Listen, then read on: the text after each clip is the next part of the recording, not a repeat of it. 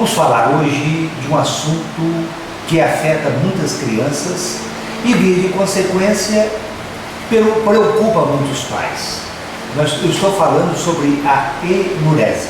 Enurese é uma palavra que vem do grego, significa em, dentro, oireses, urinar.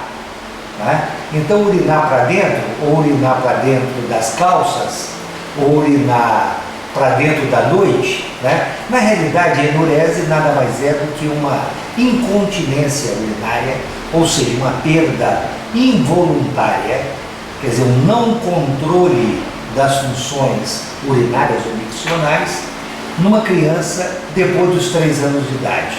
Porque até os 3 anos de idade nós pensamos que é possível uma imaturidade do sistema de contenção da urina na criancinha, de tal maneira que ela não seja capaz de conter o conteúdo da sua bexiga, o conteúdo vesical, a sua urina propriamente dita. Né? Mas depois dos 3 anos, espera-se que a maioria das crianças atinja essa condição de controle pleno das suas funções miccionais, o que, numa parcela significativa das crianças, em torno de 20%, isso não é conseguido. E tem crianças que chegam até a puberdade e às vezes até beirando a fase adulta sem esse perfeito controle miccional. Isso naturalmente acarreta um problema de ordem emocional muito severo nessas crianças, principalmente com essas crianças ao redor de 6, 7 anos de idade, estão indo se confrontar com seus colegas, com seus pares nas várias escolas e serviriam até de bullying emocional, serviriam de chacota para os coleguinhas, já que elas fazem o xixi nas próprias roupas, né? Na própria roupa. Elas não conseguem conter essa urina e muitas vezes elas se tornam, ficam molhadas perto dos seus pares. Mas a enurese propriamente dita é aquela perda involuntária por crianças que não conseguem conter essa urina durante o período noturno. Né? Por várias razões isso pode acontecer. Primeiro, por uma imaturidade desse chamado sistema neuromuscular de controle esfincteriano desse volume vesical, desse volume urinário dentro da bexiga. Né? E segundo, porque algumas dessas crianças, elas não têm a secreção do chamado hormônio antidiurético, que é um hormônio produzido no nosso sistema central, sistema nervoso central, e que vai fazer com que haja, como o próprio nome indica, uma antidiurese. Isto é, uma diminuição da produção de urina à noite. Nessas crianças que não produzem esse hormônio antidiurético, existe uma quantidade muito maior de produção urinária, o que facilitaria o aparecimento dessa chamada enurese. Né? Bom, mas diante de uma criança que está perdendo urina, e essa criança tem mais de 3 anos, cabe ao médico, então, fazer a chamada anamnese, ou seja, procurar saber as razões pelas quais isso está acontecendo. Né? Eu quero dizer que, na maioria das vezes, isso é um caso benigno e geralmente está associado com problemas emocionais.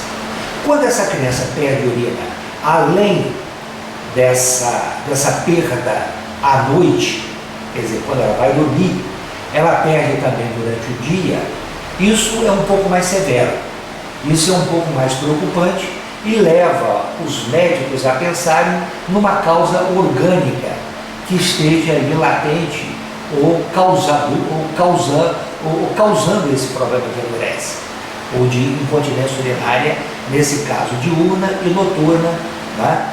Muito bem, mas os casos da enurese propriamente dita, quando a perda só se dá no período noturno, então a maioria desses casos, geralmente o médico não vai pedir exames de endoscopia urinária, exames de tomografia, exames de ultrassonografia, ou a chamada urografia excretora, ou mesmo a cistografia miccional, que seriam esses 2 últimos exames radiológicos, porque são exames que não mostrariam, na grande maioria dos casos, uma razão orgânica ou fisiológica determinadora do grande problema. Tá? Então, essas crianças, na grande maioria das vezes, são crianças extremamente ansiosas e que foram criadas num lar também ansiogênico, isto é, causador de ansiedade. São pais que demandam muito, que questionam muito, são muito briguentos, né? Extremamente ansiosos, extremamente rancorosos, extremamente castrativos. Isso leva a um impinge às crianças o medo e muitas vezes esse medo faz com que essa criança venha, por insegurança, urinar na parte da noite, durante o período de sono. Tá? Muito bem. Outras vezes é necessário até nós levarmos essa criança ao psicólogo ou mesmo ao psiquiatra e também os seus pais juntamente, porque muitas vezes a causa está no comportamento ansioso dos pais. Os pais castigam essas crianças, levam uma exigência muito severa a essas crianças, acham que as crianças estão fazendo isso por birra ou por picardia, né? E isso é contraprodutivo e muitas vezes, ao invés de melhorar o quadro da criança ou das crianças, vai exatamente incentivar ou piorar, né? Muitas vezes esse problema está associado com o aparecimento, no caso de um filho único ou de uma filha única, do aparecimento da segunda criança, quando os pais eles lançam todos os seus cuidados, o que não é totalmente difícil de entender, para a criancinha mais nova. E a criança que antes era dona da situação e que todos os carinhos, todos os afetos, todas as atenções estavam naturalmente direcionados a ela, nesse momento ela entra num processo de competição com aquele seu irmãozinho, com aquela sua irmãzinha mais nova, e faz exatamente um processo de introversão ou de regressão, tentando imitar aquela criancinha. E para tanto ela começa a copiar os hábitos da criancinha, né?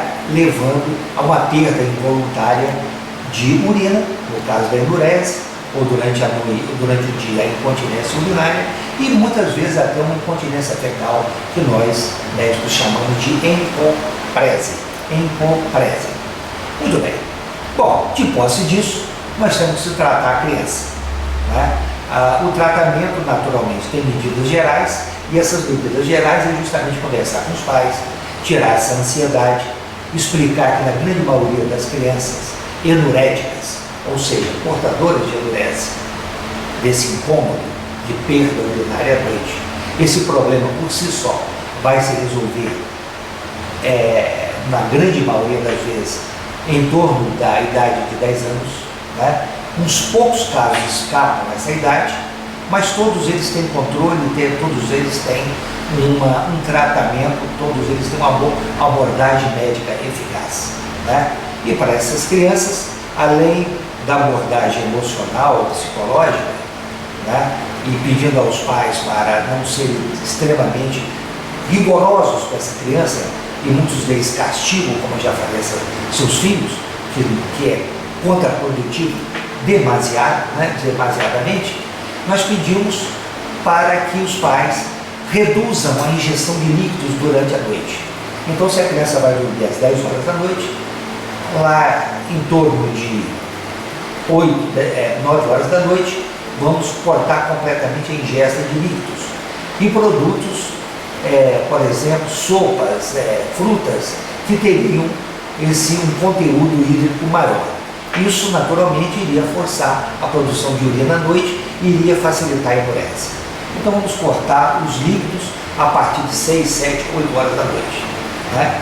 E antes que a criança vá dormir, eu recomendaria aos pais que levassem as suas crianças para fazer o xixi, para esvaziar o conteúdo vesical, e que colocassem um relógio, um despertador, depois de 2 ou 3 horas, vai depender geralmente do momento em que essa criança normalmente acusa aquele problema de perda involuntária de urina, né? Isso não é difícil das mães ou dos pais entenderem ou verificarem, diagnosticarem esse exato momento, né?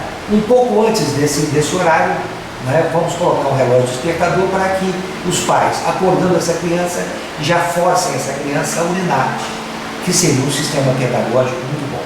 E para as crianças que, mesmo dessa maneira, não controlam a sua urina, nós indicamos, por exemplo, tem vários remédios e várias abordagens. Uma delas seria os derivados da imiperamina, né?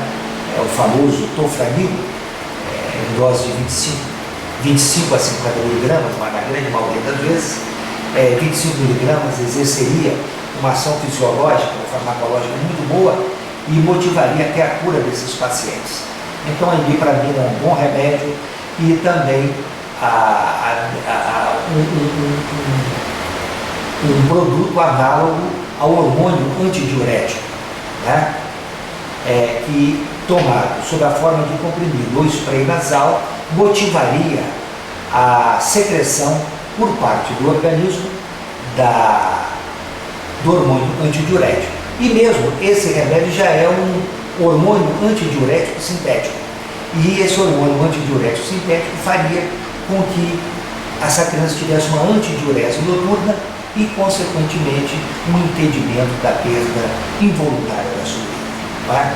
É um processo não perigoso, isso aí, não tem nada de risco nessas enureses, mas é extremamente incomodativo, porque a maioria dessas crianças leva um certo tempo para aprenderem a controlar o seu processo nutricional.